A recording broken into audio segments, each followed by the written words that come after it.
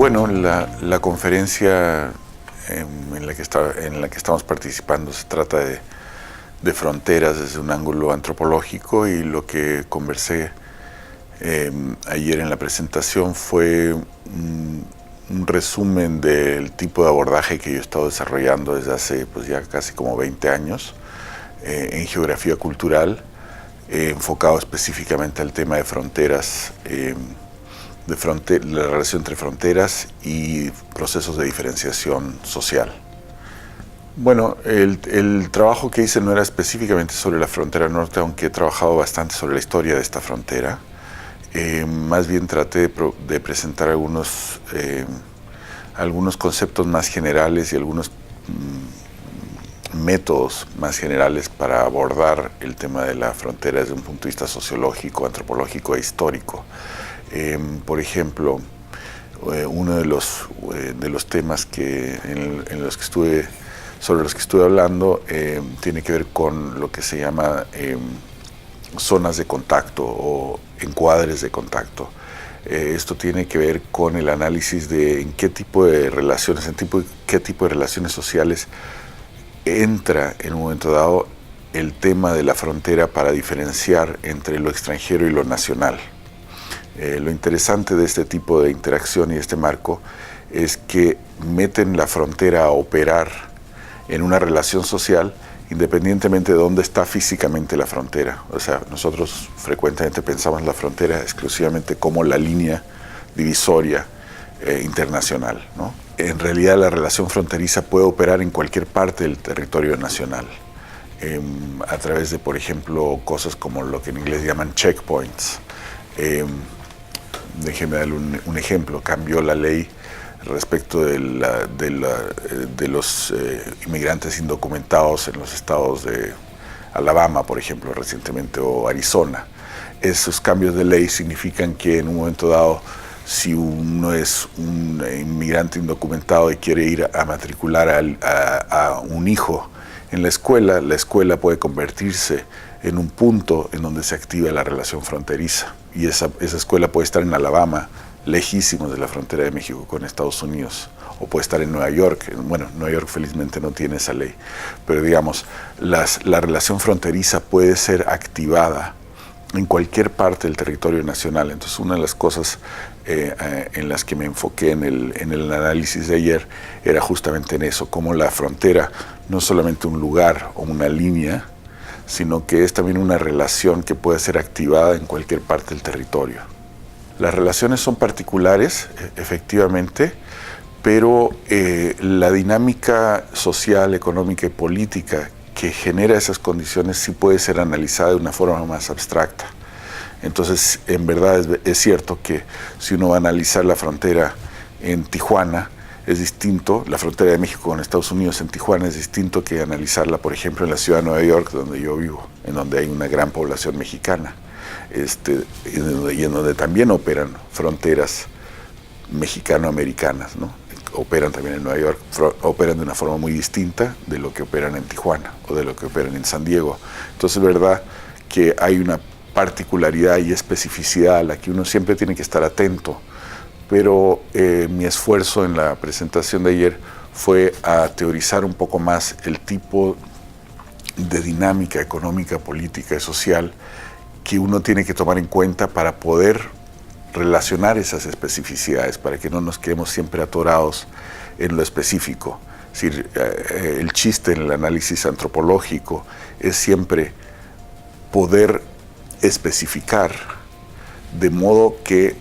lo que uno está viendo en su unicidad, porque realmente cada fenómeno social, cada lugar, cada tiempo es único, es específico, pero al mismo tiempo ese análisis específico tiene que estar hecho de modo que hable o tenga relación con otros fenómenos que se le parecen, que pueden estar emparentados, pueden ser como para usar la metáfora, pueden ser como primos. Por ejemplo, yo escribo un poco en la prensa, siempre he sido, a lo largo de mi carrera, una persona que está muy interesada en las condiciones del nacionalismo y también en la crítica de lo nacional. Entonces, tanto en la crítica de lo nacional como en el análisis de en qué momentos hay que activar un discurso nacional, este tipo de análisis es fundamental, ¿no? Entonces, por ejemplo, en cuestiones de política cultural, ¿por qué en un momento dado puede ser que un producto pueda ser recibido con angustia o ansiedad a un público que decide que es extranjero y que no quiere tener nada que ver con él? Esto sucedió, por ejemplo, en los años 60, en la época de Díaz Ordaz en México. Había una cierta angustia respecto de la cultura de masas, de la televisión y todo eso que venía de los Estados Unidos. No solo la televisión, sino mucho más todavía el rock, por ejemplo. Y hubo bastante, pero también en el cine había de hecho censura en los cómics, en toda la cultura de masas, digamos. Había toda una serie de angustias respecto de que la cultura mexicana entre comillas, se iba como contaminar con esta cosa que ellos imaginaban, la gente que tenía esa angustia, como algo exógeno, externo y sumamente amenazante. Algo parecido sucedió también, por ejemplo, con el tema lingüístico, la angustia en torno del pochismo, la angustia en torno de la pureza del lenguaje. Esos son ejemplos mexicanos, pero del lado de Estados Unidos hay otro tanto, cantidad enorme de ejemplos de ese estilo. Por ejemplo,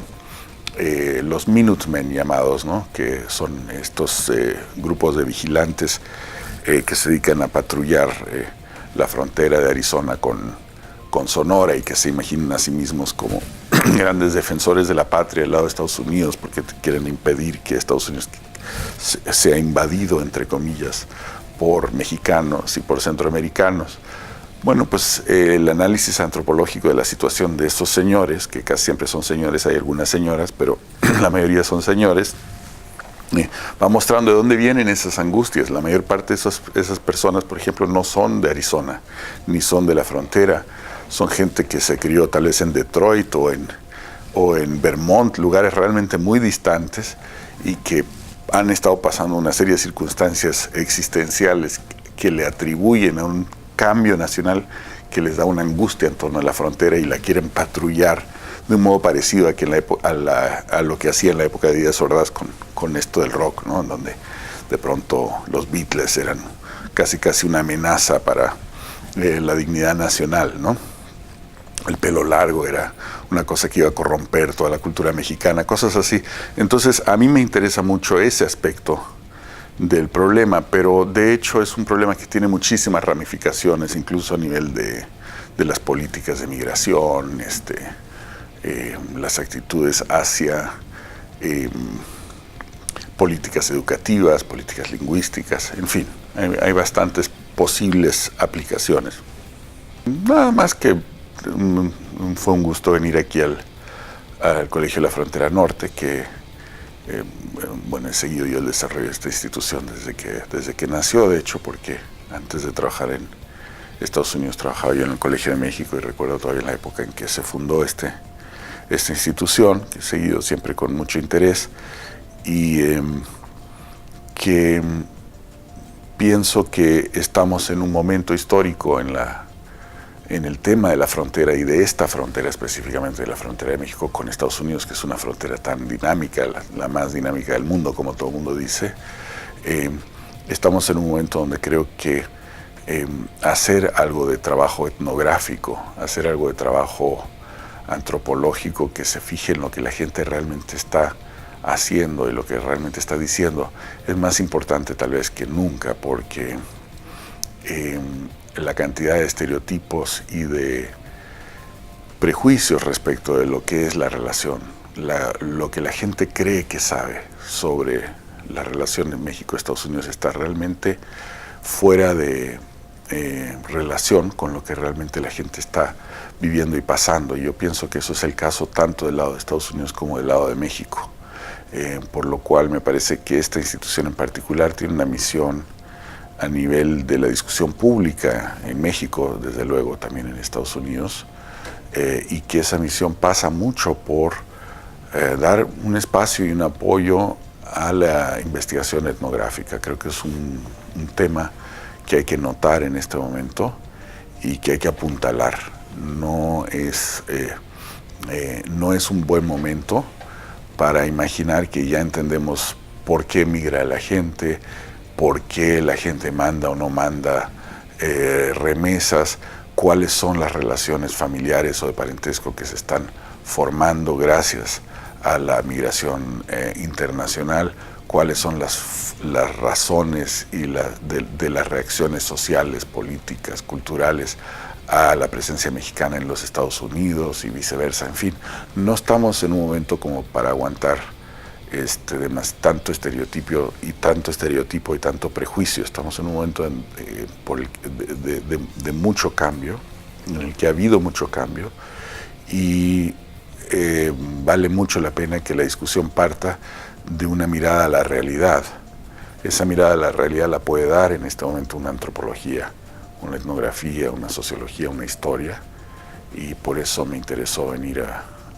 aquí a Tijuana a compartir estas ideas.